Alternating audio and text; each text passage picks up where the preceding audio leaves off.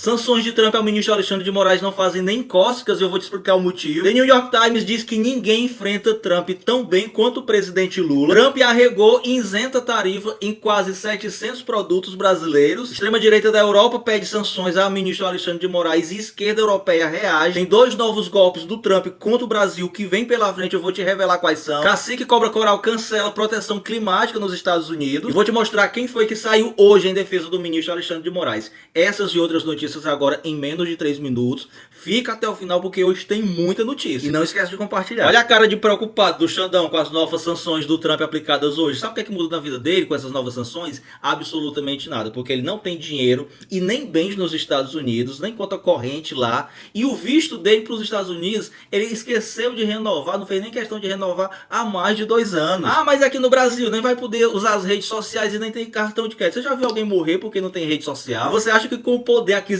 do Moraes e da esposa dele, que tem um escritório de advocacia, eles precisam mesmo do cartão de crédito? E o Homem Laranja regou e isentou 694 produtos brasileiros da tarifa de 50% que ele assinou hoje. Olha o tamanho da lista: laranja, minérios, energia e petróleo, indústria, aeronaves da Embraer. Com tudo isso daqui sobrou o que para taxar? Até os bolsonaristas perceberam que o Trump arregou. Enquanto o Trump arrega, a China chega junto e diz que está disposta a colaborar com o Brasil na defesa da equidade diante dos Estados Unidos. E em entrevista ao The New York Times hoje, o Lula falou: não vou chorar o leite derramado. Se os Estados Unidos não quiserem comprar algo nosso, vamos procurar quem queira. Temos uma relação comercial extraordinária com a China. Tenho interesse em vender para quem quiser comprar de mim. Lula falou isso hoje de manhã e agora à noitinha a embaixada da China no Brasil faz essa postagem dizendo que as importações líquidas de café feito pela China aumentaram 65%. E lembrando que o Brasil é o maior produtor e exportador de café do mundo. E a ministra Simone Tebet deixou bem claro isso hoje. Ela disse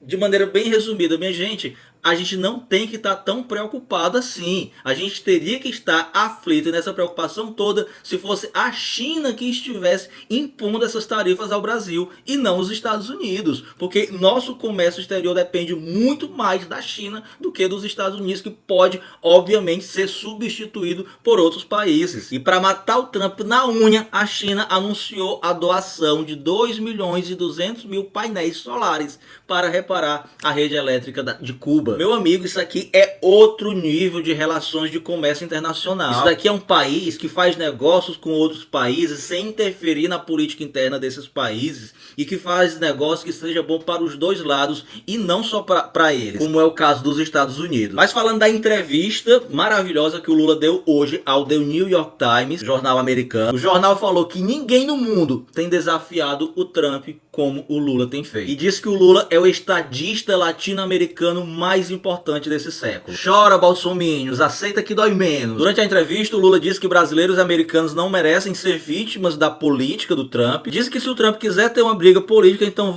vamos tratá-lo como uma briga política, mas lembrou que nem o pior inimigo dele poderia dizer que o Lula não gosta de negociar, mostrando que os Estados Unidos não têm demonstrado nenhum interesse em negociar com o Brasil, porque ele não quer que o Brasil negocie, ele quer que o Brasil se renda a ele. E isso jamais acontecerá. O Lula disse nessa entrevista: em nenhum momento o Brasil negociará como se fosse um país pequeno contra um país grande. Nós conhecemos o poder econômico dos Estados Unidos, nós reconhecemos o poder militar dos Estados Unidos, nós reconhecemos o tamanho tecnológico dos Estados Unidos, mas isso não nos assusta. Meu bem, isso é que é um presidente de verdade. E o deputado que em toda a sua vida parlamentar só teve 2 projetos de lei aprovados, obviamente que ele celebrou as sanções do Trump juntamente com o Paulo Figueiredo ao ministro Alexandre de Moraes e disse que coisas maiores poderão vir e tentou chantagear o Congresso brasileiro, a Câmara e o Senado para aprovar a anistia do Bolsonaro. Eu vou já te falar qual foi a resposta do Hugo Mota a ele, tá? Em resposta a essa nova sanção contra o ministro Alexandre de Moraes, o Lula,